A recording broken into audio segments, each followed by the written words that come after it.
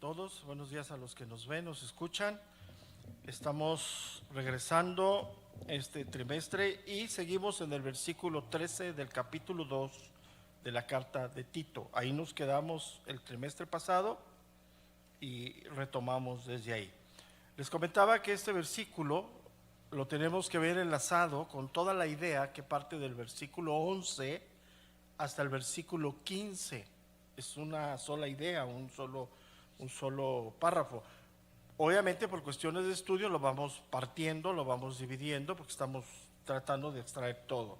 Entonces voy a leer desde el versículo 11 y voy a leer hasta el versículo 13. Es muy importante porque dice el 11: porque la gracia de Dios se ha manifestado para salvación a todos los hombres, enseñándonos que renunciando a la impiedad y a los deseos mundanos, vivamos en este siglo sobria, justa y piadosamente, aguardando la esperanza bienaventurada y la manifestación gloriosa de nuestro gran Dios y Salvador Jesucristo. Ok, la primera palabra del verso 13, como lo veíamos hace un mes, es la palabra aguardando. Esta palabra obviamente es esperar, pero esperar con confianza, esperar con paciencia. Esta doctrina de la segunda venida de Cristo, que es fundamental de la Biblia, de hecho es el anhelo de la iglesia, de hecho es lo que nos alimenta todos los días como creyentes. En los últimos años, sobre todo desde mi interpretación, ¿no? La iglesia moderna, yo la menciono de los 80s para acá, que tuvo ese boom de muchas cosas antibíblicas totalmente, ¿sí? Se dejó de enseñar y se dejó de hacer énfasis en la segunda venida de Cristo. O sea, yo quiero que reflexiones cuántos mensajes has escuchado dominicales de la segunda venida de Cristo. Casi ni se te toca. ¿Por qué? Porque todo ese boom que vino del supuesto avivamiento de la iglesia llevó a la iglesia al presente, a desear cosas en esta vida. Y claro, en esta vida necesitamos comida, necesitamos vestido, necesitamos trabajo, pero todo esto bíblicamente va a desaparecer. O sea, la expectativa del creyente o el paquete de la salvación es la vida eterna con Dios, pero no en este siglo, ni siquiera en este mundo. Ahora, lo que la Biblia nos menciona acerca de lo venidero es impensable. Porque ya ves que ahora oran para establecer el reino y que se acerquen al reino y algunos más, bueno, no quiero decir la palabra, dicen que vivamos como hijos del reino, ¿no? ¿Cuál reino? El reino no se va a establecer aquí. Más, todo eso es impensable. O sea, lo que conocemos de la creación no tiene nada que ver cuando se asiente el reino de Dios, cuando venga la segunda venida de Jesucristo. O sea, nada que ver. O sea, obviamente va a ser similar, ¿sí me explico? Pero ya nosotros pensar y hacer nuestras ideologías, ya nos vamos a ver muy de las guerras de las galaxias o no sé qué, ¿no? O sea, no tiene nada que ver. O sea, pero esta doctrina que es fundamental, fue una doctrina piedra angular de la iglesia primitiva, se ha perdido con los últimos tiempos. Es más, la iglesia primitiva, en este anhelo del segundo regreso de Cristo, se empezaron a desesperar. Por eso hay una carta de Pedro que él dice: los que creen y piensan. O sea, había ya era una doctrina fundamental que ellos pensaban que rápidamente Cristo iba a regresar. Y ahorita han pasado más de 2000 años y no sabemos cuándo. Pero aquí viene la certeza: el que prometió el día que ascendió que regresaría, regresará. Y ese día pues se completará todo lo que estamos en el intermedio. Lo hemos mencionado mucho. Nosotros como iglesia estamos en el ya y todavía no. O sea, ya somos hijos, tenemos la promesa del reino. O sea, el reino es vivir con Dios, estar cerca de Dios en el tiempo, en el espacio de Dios, pero no se ha cumplido. Ahora, es obvio que ¿cuándo se va a cumplir? Hasta la segunda venida de Cristo. Y para eso pues no sabemos ni cuándo ni dónde, ¿no? Es más fácil pensar que la muerte nos va a alcanzar a ti y a mí. o que Él venga, no sé. O sea, la Biblia Tesalonicenses es muy claro en esto, ¿no? Y habla los tiempos. Entonces, Pablo aquí establece esta doctrina como parte esencial del discipulado de la iglesia. Es algo que debemos retomar y hacer válido en nuestros pensamientos y en nuestra situación como creyentes, porque esto alienta nuestra permanencia como hijos de Dios. Ahí le puedes poner en tus notas santidad. O sea, este pensamiento, este anhelo va directamente a la vida de santidad, porque nos estamos guardando, esperando la segunda venida de Cristo. Al decir Cristo no viene, quién sabe si venga, viene el relajamiento que hoy hay. O sea, hoy hay un relajamiento enorme, enorme. ¿Por qué? Porque se empezó a manejar lo presente y doctrinas todas chuecas, torcidas, de que arrebátale, quítale, y ya saben, todo eso ustedes lo entienden perfectamente, ¿no? Pero sin embargo, ¿cuántos seguidores tiene? Todavía a la fecha, O sea, todavía hay mucho sector dentro de la iglesia. Ahora vamos a decir algo, a nosotros no nos concierne pensar o creer si son nacidos o no. O sea, hay mucho sector en la iglesia, muchos que todavía están en esa ideología. Entonces, dice Pablo, aguardando la esperanza. Según lo que acabamos de leer, se agrega a la vida cristiana. La vida cristiana es sobria, justa y piadosamente. Entonces, la vida cristiana está en un marco de 4 principios: la sobriedad, la justicia, vivir piadosamente y una vida de espera, pero esa espera confiadamente en que Él regresará. Entonces, una de las influencias muy grandes del mundo, y eso quiero que lo anoten y lo mediten, es derribarnos esa espera en el corazón. Si el mundo logra eso en ti, que Cristo a lo mejor ya ni viene y que va a tardar no sé cuánto, le vas a dar rienda suelta a la carne. Y ese es el mundo trabajando en los jóvenes, en los adultos. O sea, como si no pasara. Yo quisiera hacer esa reflexión de los que estamos aquí presentes y los que me están oyendo. ¿Cómo está tu vida hoy si hoy viniera Cristo? O sea, la salvación la tienes, pero la Biblia habla de que nosotros vamos a rendir nuestras coronas a Él. ¿Llegarías el día de hoy para rendirle tu vida a Dios, o tu vida está vacía para ofrecerle algo a Dios? Ahora, ese es el pensamiento que te hace guardarte durante todo este peregrinaje. Y nada de lo que venga del mundo va a socavar eso, porque es más grande la esperanza que Dios genera que el mundo quiere generar en ti. Y eso es bien importante. Entonces, como vemos, ha tenido fruto desafortunado esas doctrinas de relajamiento, de pensar de que no pasa nada, de que todo está bien, que Dios conoce tu corazón y quien bla, bla, bla, bla, bla. Pues claro que conoce nuestro corazón perfectamente. Pero también claro que el Espíritu de Dios sigue trabajando, redarguyéndonos constantemente. Pero el Espíritu de Dios no los controla, no los posee. Él nos redarguye, nos instruye, nos enseña, nos guía. Pero la decisión de seguir a Dios, ¿de quién es? Personal. Entonces esa doctrina es fundamental. ¿Cuál es la doctrina? La esperanza del regreso. Por eso, fíjate, y aquí Pablo teológicamente maneja cosas que vamos a ver en esta clase y la otra, asegurándonos algo real. Dice, aguardando la esperanza bienaventurada. Ahí la primera parte teológica que hoy, esa sí la vamos a alcanzar a ver hoy. Dice, y la manifestación gloriosa de nuestro gran Dios, fíjate, Dios y Salvador Jesucristo. Eso doctrinalmente derriba doctrinas como los testigos de Jehová, como todos así. En este versículo derriba todo eso, porque acuérdate que ellos le quitan la divinidad a Cristo. Ellos dicen, no, es un profeta, pero aquí es clarito. Obviamente tendremos que ir un poquito al original o extraer algunas cuestiones, conjugaciones que lo vamos a ver del griego, que nos van a afirmar eso.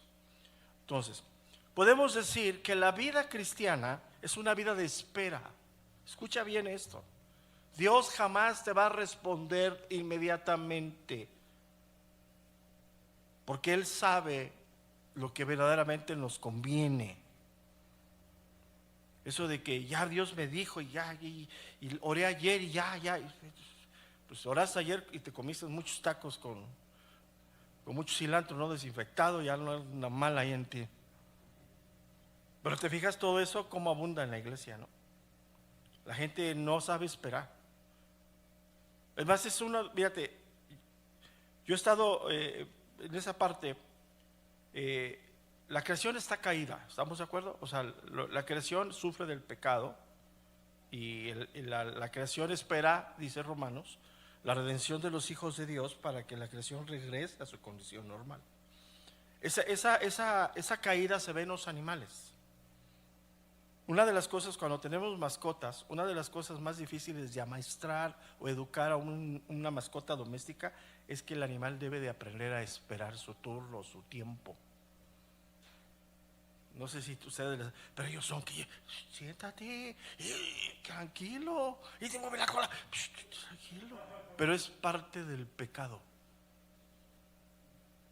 Pero imagínate nosotros cuando la Biblia dice que estamos en pecado, nos rebaja a condición animal.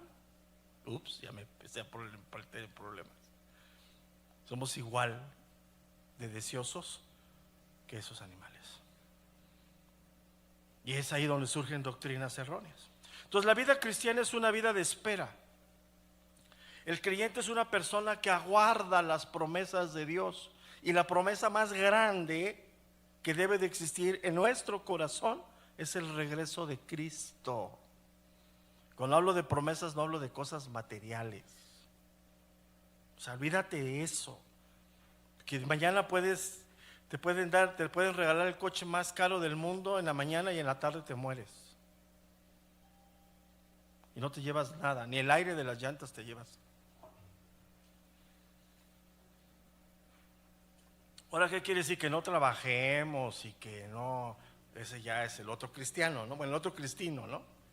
O sea, no está diciendo que no trabajemos, que no nos bañemos, eso no está hablando de eso. Está hablando que donde está tu corazón, ahí está tu tesoro, ¿no? Ahí está tu anhelo, ¿no? Y si tu corazón son las cosas materiales y vives para eso, pues vas a hacer mucho dinero, vas a tener muchas cosas, pero nunca lo vas a disfrutar. Y es triste, ¿no? Pero bueno, entonces, la vida cristiana es una vida de espera y el creyente es una persona que aguarda. Pero aquí el aguardar, esta palabra de aguardando, habla de una expectación con confianza.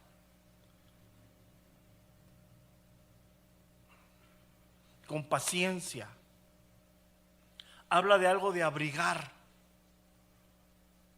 Todos ustedes tienen frío hoy y están abrigados con ropa. Esa es la vida cristiana en la espera. Algo que nos abriga, que nos cubre. O sea, ahorita te pones 3 suéteres porque tienes frío y dices, qué bueno, no, ya me siento bien.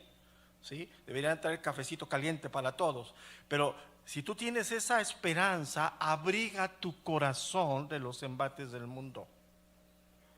O sea, te cubre. El mundo te va a venir a seducir y va a utilizar, acuérdate que la seducción es sinónimo de una salida falsa, algo que no es real, parece que, pero no es.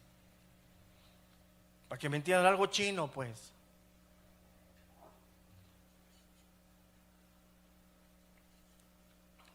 Romanos capítulo 8 verso 19.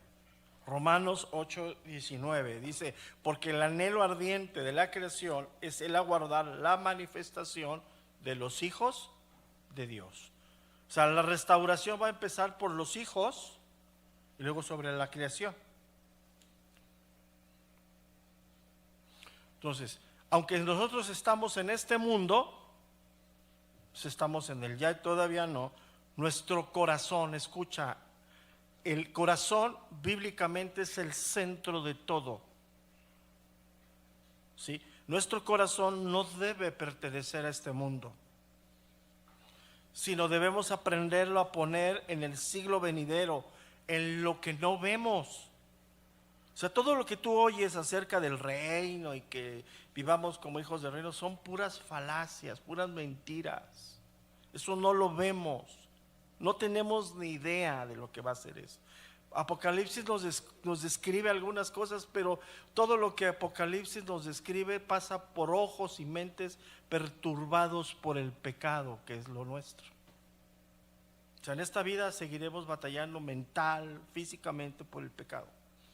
Entonces, ni idea tenemos, ni idea. Cuando habla de ropas blancas, ni idea, no es una sábana blanca nueva, o sea, ni idea. O sea, y eso te quieren meter, esas cuestiones naturales. Todo, o sea, quiero que me entiendan, no estoy hablando que no trabajemos, que no nos cuidemos, que no estudiemos, no estoy hablando de eso. Estoy hablando que el anhelo no debe estar ahí. Claro, todos anhelamos un buen trabajo, creo que todos anhelamos comer bien. Es bueno, eso no tiene nada que ver, porque es el otro extremo del cristianismo, ¿no? El cristiano todo pobre, con baraja, eso no existe. Esas son obras infructuosas. Colosenses capítulo 3, verso número 1.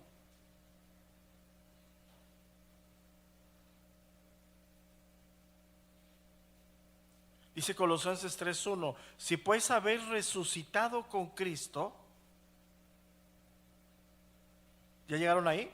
Dice, buscad las cosas de arriba donde está Cristo sentado a la diestra de Dios. ¿Qué significa este versículo? Bien sencillo, bien sencillo. Guía de Dios a tu vida. Si Cristo está en el trono de tu vida, vas a ser guiado por Dios. Y las cosas de arriba las vas a buscar. Si hoy Cristo no está en el trono de tu vida, está tu trabajo, tu cartera, tus hijos, tu esposo, tu esposa, andas en la carne. Así sencillo, ¿eh? Y mira lo que yo amo a mi esposa, yo amo a mis hijos, yo amo a mis nietos, pero ellos no. O sea, primero es Dios sobre todas las cosas. Y es clarísimo esto. Luego dice, poner la mira en las cosas de arriba, no en las cosas de la tierra. Cuando no eres guiado por Dios, vas a lo natural, a lo terrenal, te cansas, te fatigas, te aturdes. Y empiezas a gestionar en tu corazón, en tu mente, ay, ¿para qué tanto? O sea, ¿por qué tanto? Ya vas, ya estás aventándote del precipicio. Ya vas en camino, ya. Verso número 3, porque habéis muerto. Mira, la Biblia habla de morir a la vieja naturaleza. Y una de las enseñanzas torcidas es que puedes ser zombie. Medio cristino el domingo y medio mundano del resto de la semana. No existe eso. Ahora, obviamente, volvemos al mismo punto. Seguimos en un cuerpo que... Pero si estás alimentando el espíritu, ¿quién va a gobernar tu vida? Y hay muchas facetas que tú te vas a dar cuenta en el diario vivir: el perdón, la tolerancia, la paciencia. Son cosas que tú vives todos los días. Entonces, si todavía estás en esa lucha, pues sigues en la carne. Si todavía dices, ¿por qué lo va a perdonar? Si ya fuiste. Entonces, porque habéis muerto y vuestra vida está escondida. Y ahí es la referencia de ser guiado por Dios. Si tu vida no es Cristo el que te guía por su palabra, olvídate del concepto de los sueños, de las revelaciones. Mira, eso, aunque es verídico, no es así. La lámpara es a mis pies, tu palabra, Señor, y lumbrera para mi camino.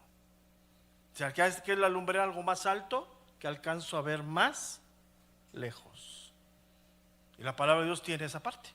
Veo lo presente y puedo ver un poquito adelante. Adelante se acaba la calle. No, pues yo digo que por fe Dios va a poner un puente. Ándale pues, échate. Y así están muchos cristianos en su vida personal, creyendo manipular a Dios. Y no. Entonces, y vuestra vida está escondida con Cristo en Dios. Entonces, si no estás en Cristo, no hay nada. Entonces, nuestra ciudadanía pues está en los cielos, aunque seguimos estando presentes. Saca tu INE y vota ahora que vienen las votaciones. Ya a lo político no le voy a decir nada porque si no van a meter a la cárcel. Pero vota, ¿me entiendes? Vota. Pero, es que yo ya soy ciudadano del reino, no inventes. Filipenses capítulo 3, verso número 20.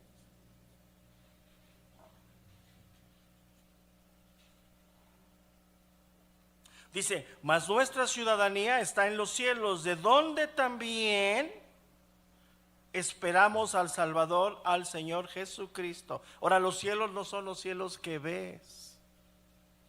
Habla de la dimensión de Dios. O sea, Dios no está arriba de las nubes, para que me entiendas. Ni tampoco está en la luna, ni nada de eso. Esos conceptos, bueno, ya ves que hoy hasta de ovnis enseñan en la iglesia, ¿no? Yo cuando veo eso digo, ay Señor, ¿qué habrá comido ese pastor? Ahí lo dejamos. Entonces, la esperanza es una de las características de la vida cristiana. Todo lo que vemos se acabará. Y muchas de las cosas que están aconteciendo es el preámbulo de la segunda venida de Cristo. El amor de muchos, dice, se enfriará. Oirás de terremotos, oirás de esto, de pandemias. Es ver lo que no es, vemos, ¿me entiendes? O sea, sabemos en el corazón que eso es transitorio. Vivimos para Dios y si morimos, de Dios somos. Sencillo.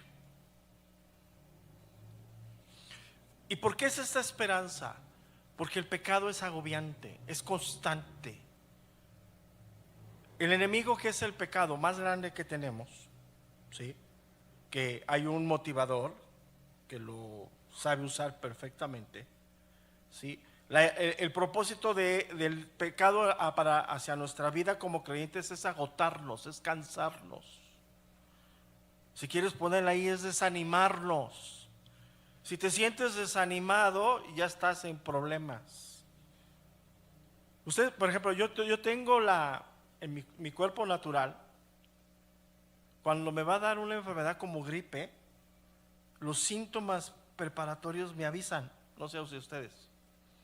O sea, te sientes diferente, sientes frío, no sé, algunas cosas. Dices, ay, como que me... Y a lo mejor te da tiempo de tomar algo que para la bronca, ¿no? O sea, te sientes bien. Así es el pecado de tu vida. Uno de los síntomas de todo eso es el desánimo, el cansancio, que te sientes agotado, cansado. Eso es el preámbulo de que vas a ceder a la tentación. Y el trabajo del pecado es ese. Y mira y eso tienes que aplicarlo a todas las áreas, todas las áreas. Una de las áreas más difíciles para ti y para mí es el sobrellevarnos los unos a los otros, ¿sí o no? Porque somos odiosos, hermano, todos. O sea, tienes cara de zampillín, pero eres odiosito, hermano. Y te tenemos que aguantar, pero ¿qué crees? Tú me tienes que aguantar también a mí.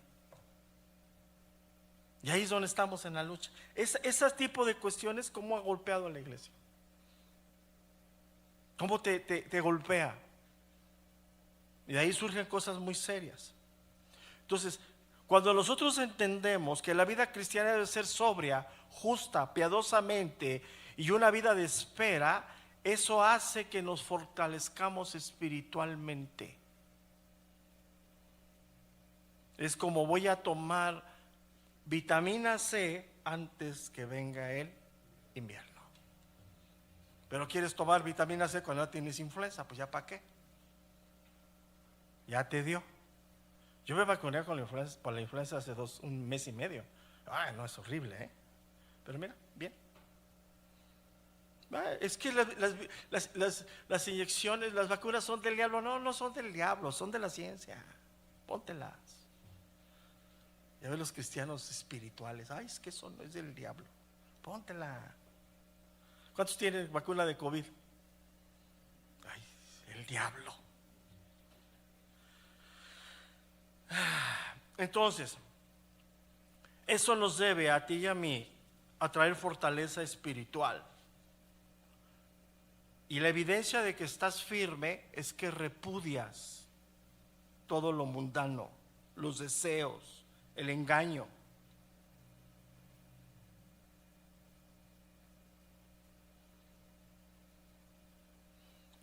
Entonces podemos decir que la esperanza es un fuerte, un antídoto fuerte para los valores de este siglo.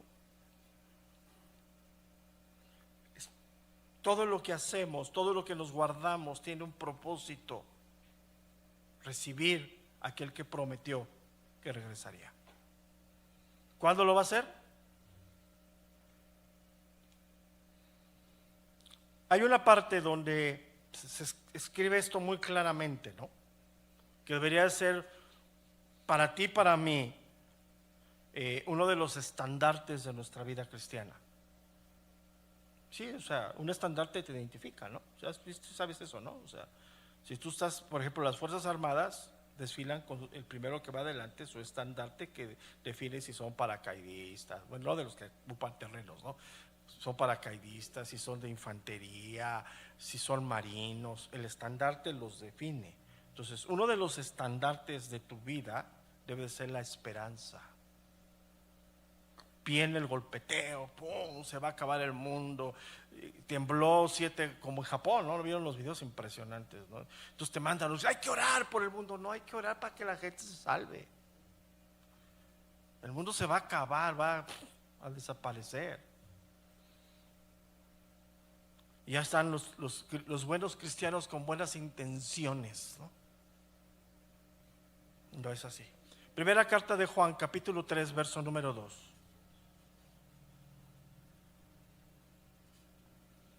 Y aquí confirmamos, para establecer una doctrina básica en la Biblia, es que en varias partes de la Biblia aparecen el mismo sentido. ¿Me explico? O sea, la salvación, la eternidad, el pecado, son doctrinas básicas. La esperanza, el aguardar la esperanza que conduce a la santidad, es una doctrina real bíblica. Y lo que escribe aquí el apóstol Juan coincide plenamente con lo que escribe Pablo en Tito. O sea, el principio es el mismo. Primera de Juan 3:2. Amados, ahora somos hijos de Dios y aún no se ha manifestado lo que hemos de ser, pero sabemos que cuando Él se manifieste, seremos semejantes a Él porque lo veremos tal como Él es. Y todo aquel que tiene esta esperanza, ¿en quién? En Él. Se purifica a sí mismo, así como Él es. Entonces, es importante, la esperanza está en aquel que prometió y que todo lo que promete lo ha cumplido. El tiempo no es nuestro, el tiempo es de Dios. Entonces, todo aquel que tiene clara la doctrina, la enseñanza y está guardando el regreso de Cristo, se está cuidando de su vida espiritual. Y Pablo lo dice aquí: sobria, justa y piadosamente.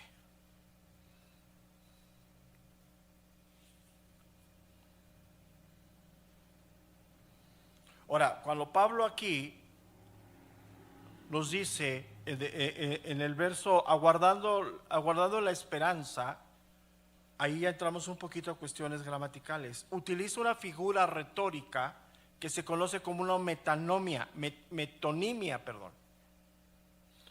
¿Qué es una metonimia? Es una figura retórica de pensamiento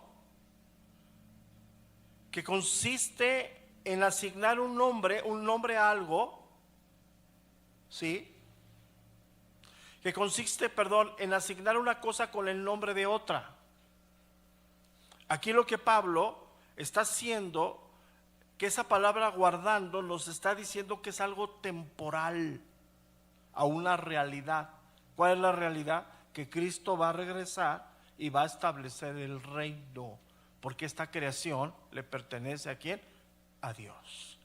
Y desde la caída de Adán y de Eva, la creación sufrió el estrago del pecado. Por eso hubo esa separación, porque Dios es santo y no puede habitar plenamente su presencia en el pecado. Pero al hecho de que Él haya habido una separación, no quiere decir que se olvidó Dios de la creación. Sigue siendo parte de su creación.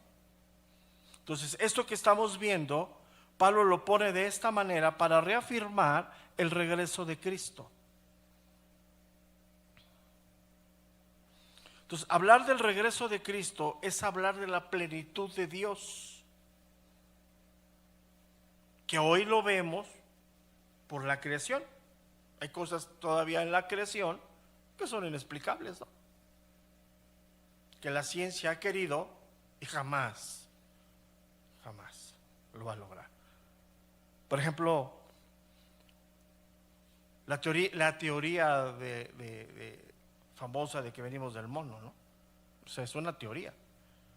Para que deje de ser teoría lo tienen que decir esto es real. Jamás lo van a lograr. Nunca. Y hay muchas variantes y muchas cosas. ¿Seguirán? Y esa teoría viene de Carlos Darwin, que él estuvo en uno de los lugares más impresionantes de la creación, que es las Islas Galápagos. De hecho, si nosotros queremos viajar a las Islas Galápagos, tenemos que agendar nuestra ida, porque solamente permiten la entrada de un número de visitantes por año. Y es algo tan impresionante ahí. Él estuvo ahí, y ahí ha habido una transición de animales que se han adaptado. Por ejemplo, las iguanas no les gusta el agua, ni nadan. Pero ahí hay iguanas que cazan peces.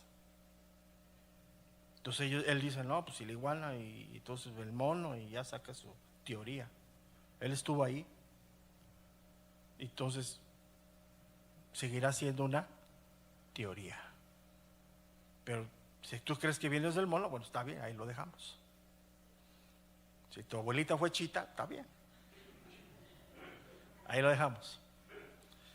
Cada quien su religión, dicen por ahí, ¿no? Entonces, ¿qué es lo que nos deja claramente aquí cuando Pablo habla de esa esperanza? Es asegurarnos el regreso de Cristo. Utiliza esa figura retórica para darnos la certeza de que la plenitud, cuando venga Cristo, se dará. Entonces, tanto Tito como Juan, como Colosenses, nos afirman esta doctrina de esperar. La iglesia cristiana está esperando el regreso del Señor.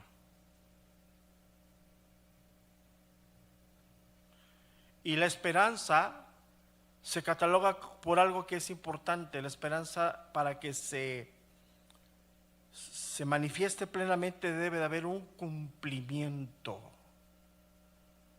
Y aunque el cumplimiento no se ha dado, aquel que prometió, nosotros ya con un poco de conocimiento sabemos que Él nunca falta su palabra.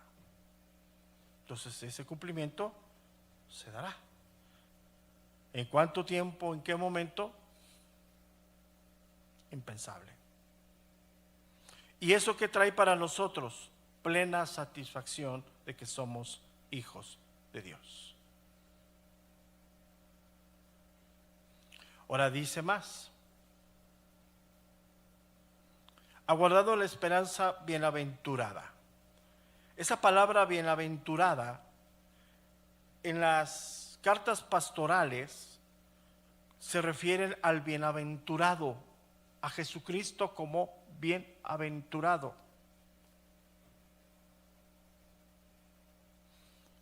Primera de Timoteo capítulo 6:15, Primera de Timoteo capítulo 1 verso número 11.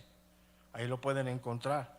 Primera de Timoteo 1:11 y Primera de Timoteo 6:15 hablan del bienaventurado y único soberano, el Rey de reyes y Señor de señores. Entonces, aguardando la esperanza bienaventurada, ahí cuando dice bienaventurada se está refiriendo a Cristo. Entonces nos está claramente dejando ver en la estructura gramatical el regreso de Jesucristo. Y el único bienaventurado es Jesucristo. No hay más.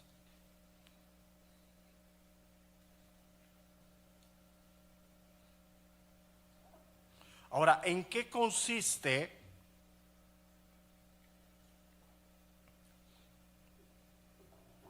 la esperanza? ¿Qué consiste? Una de ellas es que la justicia de Dios se cumplirá.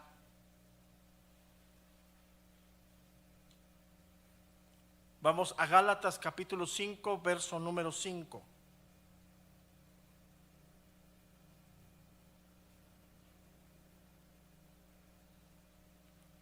Gálatas 5:5 dice: pues nosotros por el Espíritu aguardamos por la fe la esperanza de la justicia.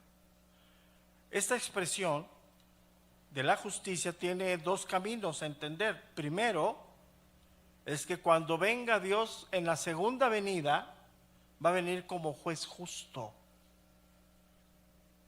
Él va a juzgar sobre el pecado a los hombres. Recuerda que los que nos hemos convertido hemos sido redimidos por la sangre de Cristo. Estamos limpios por su sangre. Entonces, en la segunda venida, Dios vendrá como juez. Y ahí ya es donde hay que empezar a temblar, ¿no? Todos somos pecadores, pero unos estamos redimidos, cubiertos, bañados por la sangre de Cristo.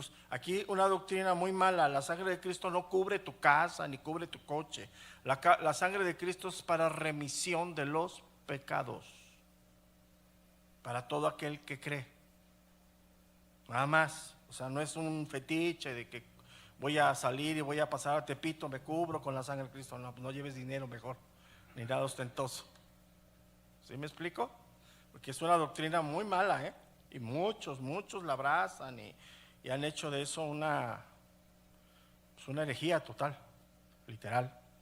Entonces tú no ores, cúbreme por la sangre. No. Pídele perdón a Dios. Y si tu arrepentimiento es genuino, eres perdonado, porque la sangre de Cristo es para remisión. Por eso nacimos de nuevo. ¿Por qué? Porque fuimos perdonados por lo que Él hizo en la cruz.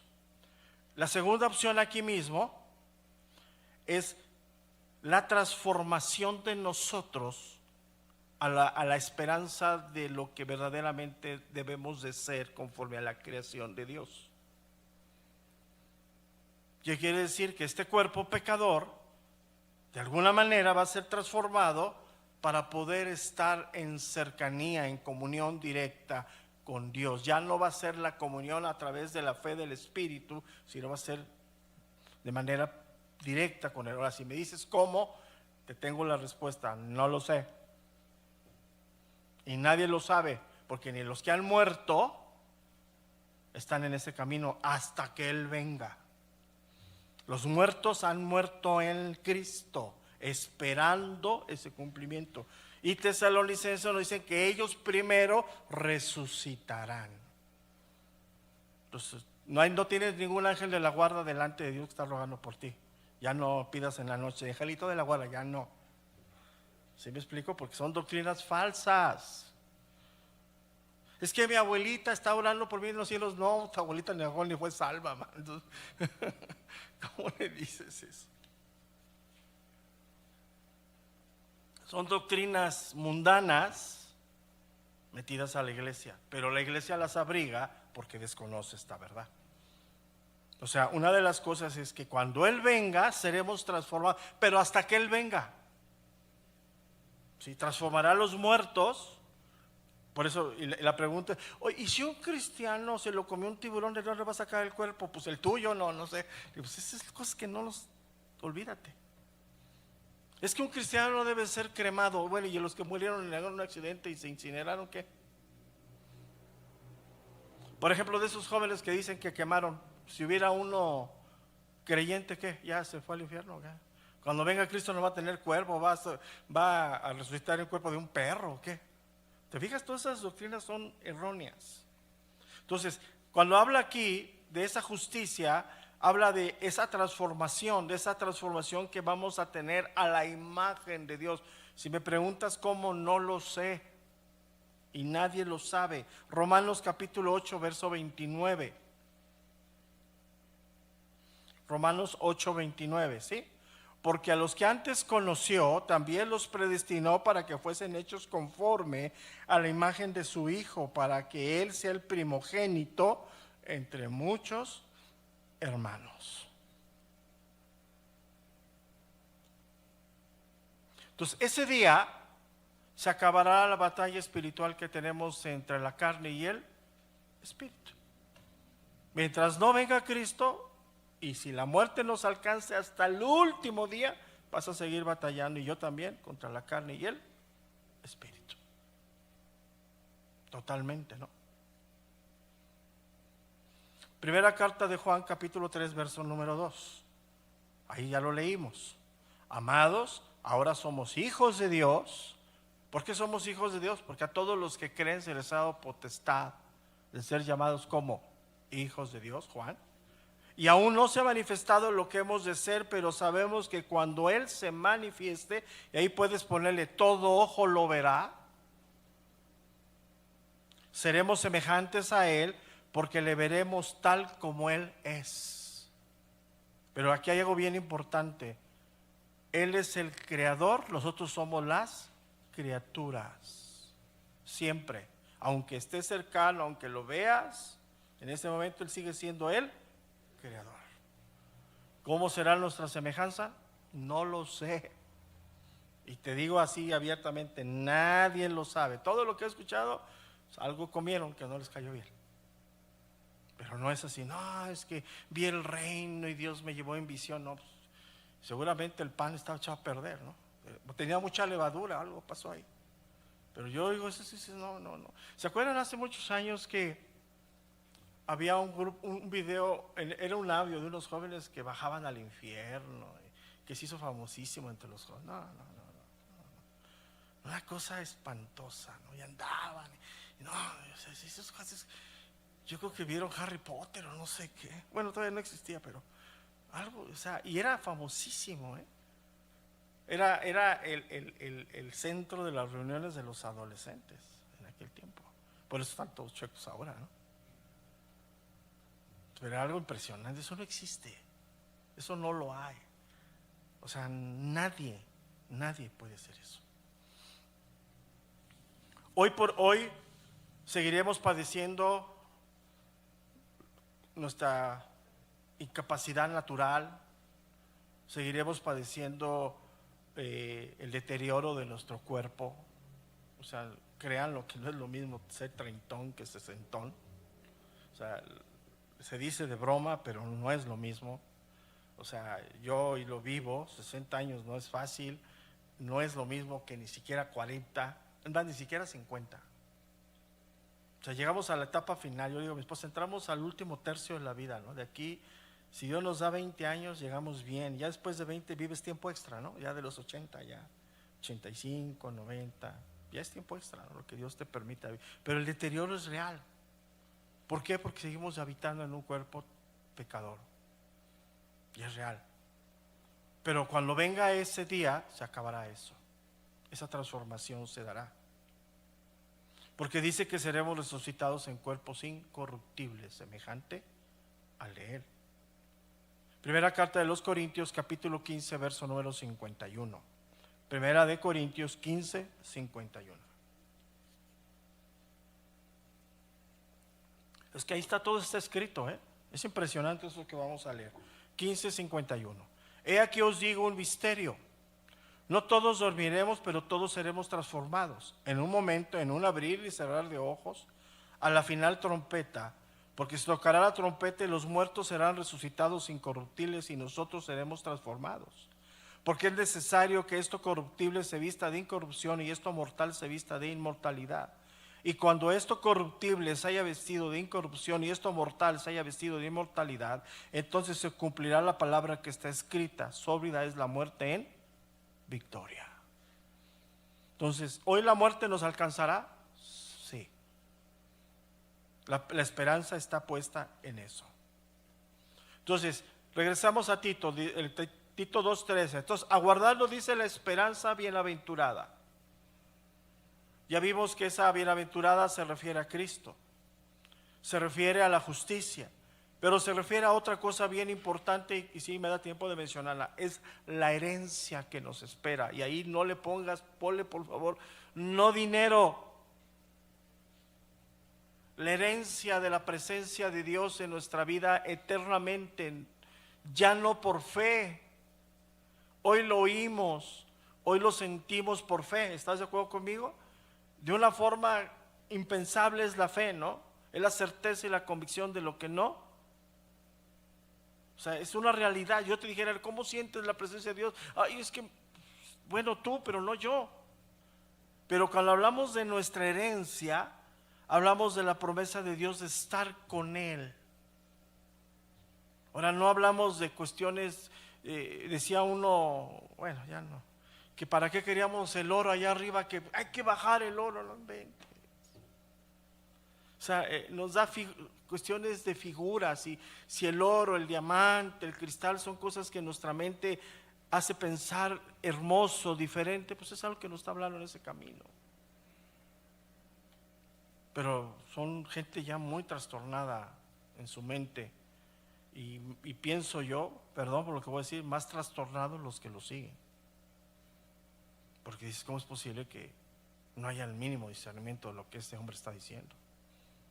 Entonces, nuestra herencia, ¿sí?, está hablando de la presencia de Dios, está hablando de su reino que va a ser implantado en esta tierra, en este espacio. Es a donde se dará el cumplimiento, que entraremos ya plenamente a la familia de Dios.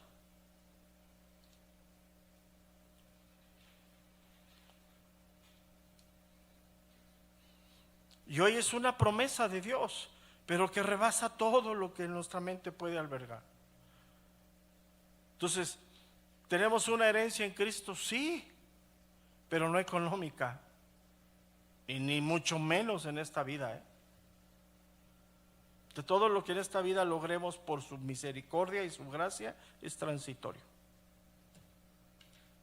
pero no es el motor que nos debe de llevar. Y por último, en esta justicia, pues la creación se va a redimir igualmente. Hoy lo que vemos en la creación, pues no es lo que fue diseñada, ¿no? De hecho, aún en la creación vemos maldad, ¿no?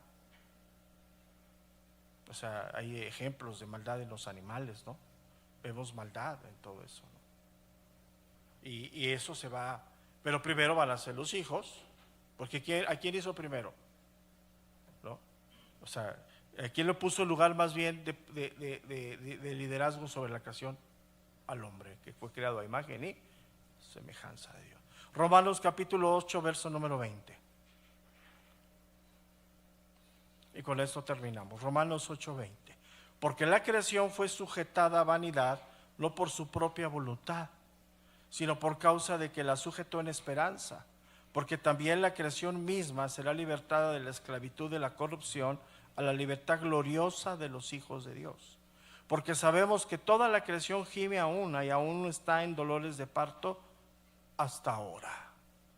Entonces hoy la creación está en deterioro, en decadencia. La alarma más grande de los ambientalistas, cómo se está acabando el mundo, ¿no? En los próximos años se habla de muchas especies animales desaparecerán. O sea, muchas cosas vienen como parte de este preámbulo del regreso de Cristo, ¿no? ¿Qué quiere decir? ¿Que no cuidemos la creación? No, yo creo que puede decir algo, creo que un buen cristiano es un buen ambientalista, ¿no? Cuida, no le tiras la basura, cómo la tiras, qué consumes, todo eso es parte de, ¿no? Porque si hay un descuido muy grande, ¿no? Muy grande. Y con esto terminamos para seguir avanzando, porque la otra parte, cuando habla de nuestro gran Dios y Salvador Jesucristo, tenemos que ir un poco al griego, porque ahí es la única vez en la Biblia que se refiere a Jesucristo como Dios, así literal. Es la única vez que nos da la evidencia de que el Padre y el Hijo son uno en su ser, y ahí está escrito. Entonces tenemos que extraerlo, tenemos que hacer una buena exégesis para que con eso, cuando vayan a tocarte los testigos de Jehová a tu casa, ellos saben, están muy adoctrinados en su deformación y tratan de ganarte con su maldad. Pero no hay manera, ¿no? Una de las cosas es, ¿para qué discutes con el necio, no? Pues déjalos en su necedad. Porque si te pones a quererles ganar, te van a ganar a ti. Eso vas a acabar siendo testigo de Jehová tú. Que tienen son tremendos, tremendos. Y si al que te mandan le das la vuelta, mañana te toca el que está arriba de él. Pues así son. Entonces, no, yo creo que lo más sencillo, bueno, a mí cuando me toca, yo les digo, no, gracias, yo soy cristiano. Se quedan bien así. Luego te dicen, yo también. Es que ya ves que la moda, ¿no? La moda de los últimos años es ser cristiano, ¿no? Digo cristiano. De ahí surgió la piraña del coche. La piraña del coche, de ahí surgió los versículos fuera de tu casa y bla, bla, bla. Este lugar le pertenece a Jehová. Y adentro los zapatazos, ¿no? Y los gritos. Dios los bendiga, si Dios nos da vida, nos vemos mañana. Mañana retomamos nuestra serie de Romanos. Dios les bendiga, buenos días.